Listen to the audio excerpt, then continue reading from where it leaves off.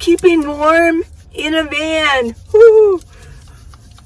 It's cold. Well, the first way that you can stay warm, keeping warm in your van, is to put on some clothes. Yes. It's time pretty soon, everybody, to be getting our hoodies out, our sweatshirts. Yes. Paul and I have matching sweatshirts. Santa Cruz, yeah. But get out your sweatshirts. My winter clothes are buried.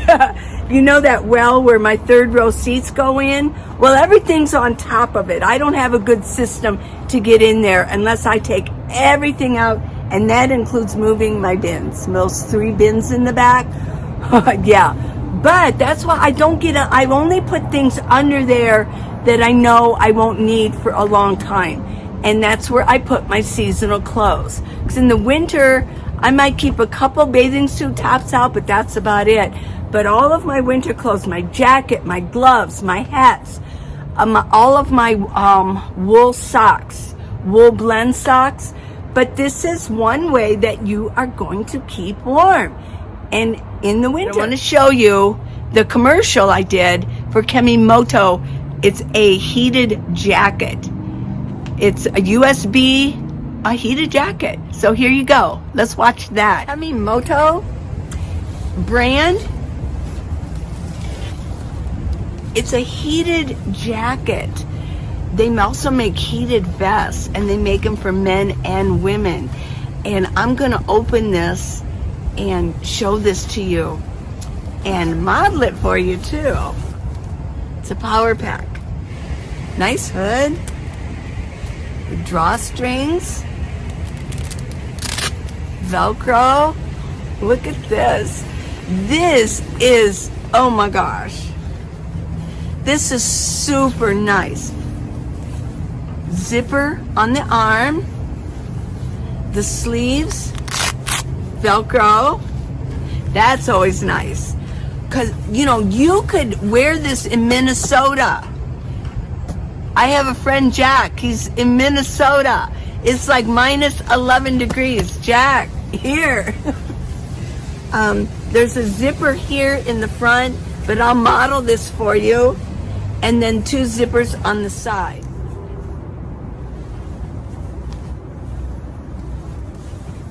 Okay, let me zip it up. It's cold this morning. Even with my hoodie on. Oh yeah, this actually,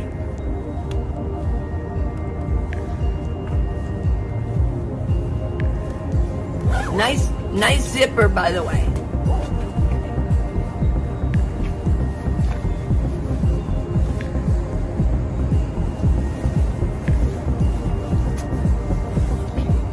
There's this. Now the hood is removable. Let me put that there. The Velcro. Look at these. Tighten this up so nothing's gonna get through here. Okay. So still got the tag on now. So here's a zipper. Nice. This is a nice zipper. They thought that if you're right-handed, it makes sense that these would be here. This, you could put your phone in here. And then you got 2 in here. Yeah. And then there's drawstrings here that you can tighten. There you go. You can tighten those up so nothing's gonna get through here. There you go. But, what's this? Here is for the back heating element, and here's for the front. So I'm going to turn it on. This is not, because it's flashing, it's preheating. I'm preheating my jacket, everybody. Isn't that funny? Now I'm going to press the front for 3 seconds. There we go. Now that's going to press back and forth too. Look at this. Look at this. Oh my gosh. Preheating because the light is pulsing. Put on.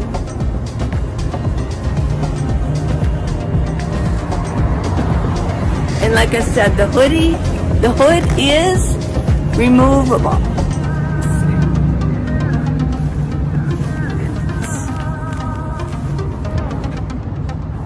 Still preheating.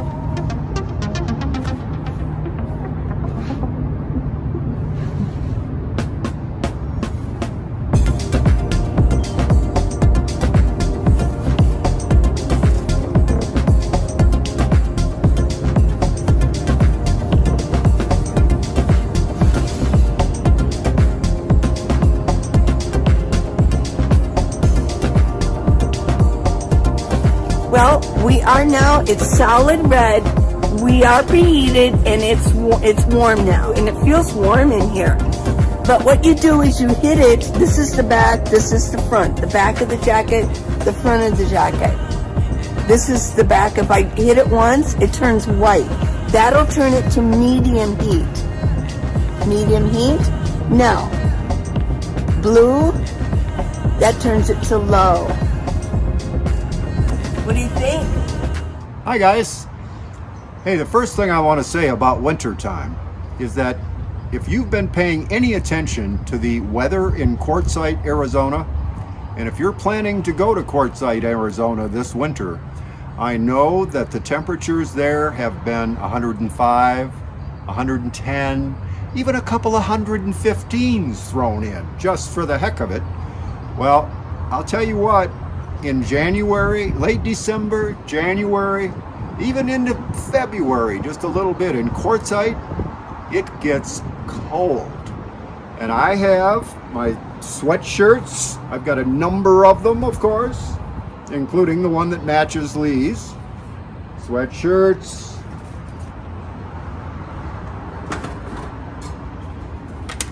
And I also have one of the Kemi Moto heated jackets. Thank goodness. I can put this on first thing in the morning. It has a low, medium, and high setting, and it's just cozy, wonderfully warm.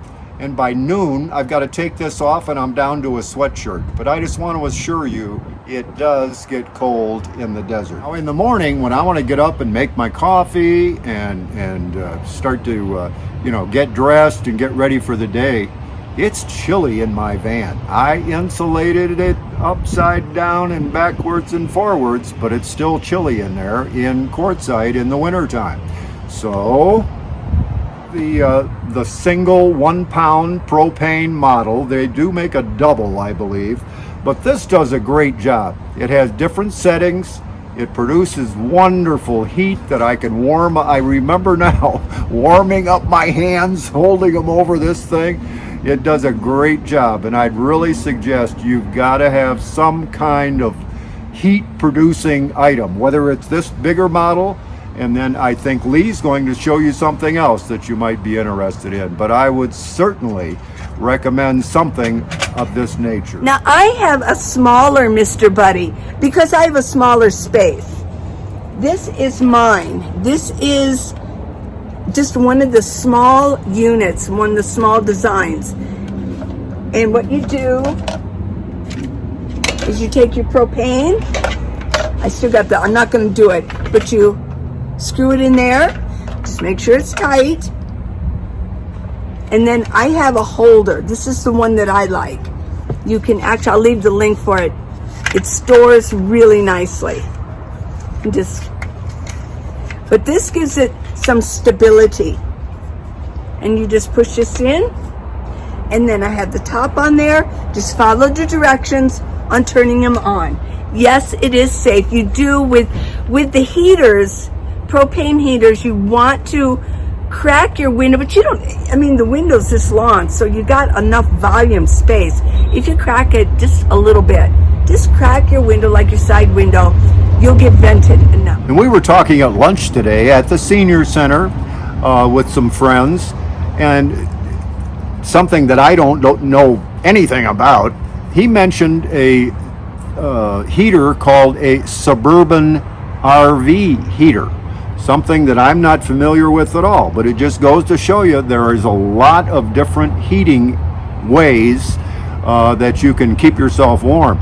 And the other thing is the diesel heater, of course. Those are kind of popular. Again, I don't use one. I have not looked into it very closely, but I would just caution you, a diesel heater, as you can imagine, it runs on diesel fuel, and you've got to be very careful with venting that properly. I don't know if you can even do it in a minivan. Yeah, you can. You can. Yes, Lee I've just seen said it that you done. can. Yeah. So, but you just need to be very careful with the way that thing is vented, both for the exhaust and for the diesel fumes. That they say that it doesn't produce any, but I don't know about that. I have a wonderful sleeping bag that I love. It is I believe you pronounce it Teton, as in Teton Mountains or whatever, but mine and Lee's, both of ours, go to 25 below. And what that means is essentially, if it gets down to 25 degrees below zero, you're not going to die in that sleeping bag. It'll keep you won't be comfortable, but at least it'll keep you warm enough that you won't die. I love my sleeping bag. It is so comfortable, so warm. Within 2 minutes, and I crawl into that thing and my van is cold, it warms me right up, and I highly recommend one that does go below zero to be as comfortable as you can possibly be.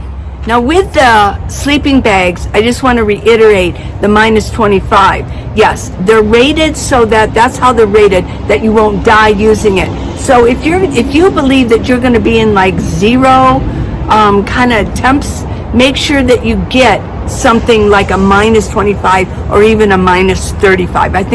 I don't know anything beyond minus 35, but I have seen that they do minus 35, because then you're going to be comfortable. You know, would you rather be comfortable, or you just don't want to die, you know? So yeah, I like to be comfortable. Sleeping bag really comes in handy. The coldest I've ever slept in is in Ohio, it was 17 degrees. And believe me, I crawled inside there. I wasn't as comfortable. I don't like to be in a sleeping bag. I feel like I'm being held captive or something. But if I want to be warm, yeah, I will do that. And also, have your blankets. I've got 2 wool blankets that I carry with me. They're just parked up there. I haven't used them since last winter, but they're there. They're ready to go. And just have your blankets. So you got clothes, dressing properly. You've got a heated jacket. We've got our sleeping bags, and we have our Mr. Buddies. Now, one extra thing that I can use is my stove. It's my butane stove. And what I do is sometimes when I'm making coffee in the morning, sometimes I'll be drinking my coffee and you just have to be careful. I mean, we're adults, right? If you're forgetful, don't do this, okay? If you have a bad memory, but you know, it's usually I have open space that sometimes I'll just leave it running for a little bit. And it really does heat up, because I know in the summer I don't always like to use this. It's going to heat up my van in the summer. So there's another way that you can stay warm. I'll tell you one thing that we both use, but mainly I'd say Paul uses this a lot more than I do. When he gets up, he turns on his car and he uses his car heater. Yeah. And sometimes I do too. You know, the main reason I stopped doing it last year, I remember talking about this, like, oh, it just feels like there's fumes. Well, guess what? It was because, if you've been following me a while, my last minivan, 2006 silver Kia Sedona, it was leaking oil really bad. There were some loose gaskets, and those fumes were coming inside, and I thought, man, oh man, how could people stand doing that? Well, I had a special problem. So this winter, I might actually run my van a little bit more to warm up. But these are ways that you got to keep warm. Now, later in another video, we're going to talk about winter camping. That's a whole nother animal. Winter camping, and what we're talking about, just, you know, being in Arizona, you're traveling where you want to go where it's warm. As nomads do, we chase the climate as we move around, right? In the summer, we want to go to higher elevation, And in the winter, we want to go to lower elevation. And we can do more boondocking. We can go to Quartzsite with Ehrenberg, wherever that you want to go. But it still does get cold, but not as cold. Winter camping, I want to do a video on that, where you're going to go in where it's snowing, and so how to stay warm in those situations. There are a lot of nomads that actually do that. So there's a whole nother subject on that one. About nighttime. We've been talking about how to get warm in the morning after you're trying to get up. The worst part for me is getting dressed. Oh my gosh. Because I have to get up my bed rolled up before I can turn on my heater. So I try to have my heater really almost set up for in the morning. I can just hurry up and do it, get dressed real fast and do it. But going to bed, I've had a lot of people tell me, Lee, get yourself a hot water bottle. Well, I have one, and I've tried to use it, and I just don't personally, for me, I don't like it. I don't want the water. I just don't like it. I don't need it because I have so many blankets that I can just put on my fleece, get under my blankets, and bring the blankets up to my chin. Sometimes maybe just wear my hooded jacket. I put my hood on. And that's what I do. And I just maybe watch a program before I fall asleep. So I really don't need that. But if you like it, give it a try. A hot water bottle. And you can make yourself some hot tea. So you can use your stove and make yourself some tea. It'll warm up your van. Just don't open the door in between. And crawl in bed and fall asleep. Well, I'll tell you folks, that sleeping bag, I'm singing its praises again. But I don't use hot water bottle. The only thing, quite honestly, that I do find really helps, they say that you lose more heat through your head. Well, with this head, yeah, I lose a lot of heat through that. I've got a woolen cap that when it's really cold, I pull that cap on, crawl into my sleeping bag, and I'm good to go. I am toasty warm and wouldn't ask for anything more. And like Lee said, I don't zip my sleeping bag closed all the way because I don't like that feeling. And if I had to get up in a real hurry, no matter what the reason, I want to be able to get up in a real hurry. So I don't zip it all the way closed. That's just a personal preference. But anyway, my sleeping bag is my pal, I'll tell you. I do live with a dog, as you probably know, but Abby, we don't sleep together, and she provides me no heat whatsoever. So all I need is a stocking cap and a sleeping bag, and I'm toasty warm. And that's how you stay warm. Right. In keeping warm in a van. That's how right. we stay warm in our vans. And I'm going on my 6th winter in Arizona.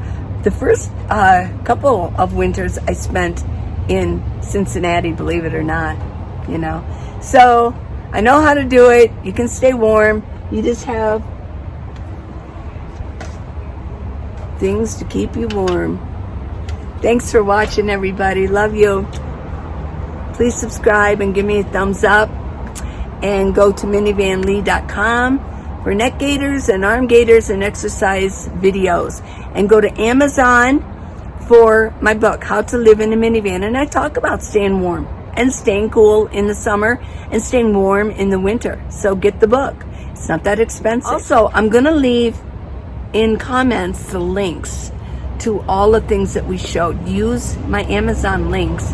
Get a little something, something. If you do use them, it's like a door. Just go in through there. If you want to buy something else, as long as you went through one of my links, you can order even something else other than what the link is all about. And if you buy it within 24 hours of putting it in your cart, I get a little commission.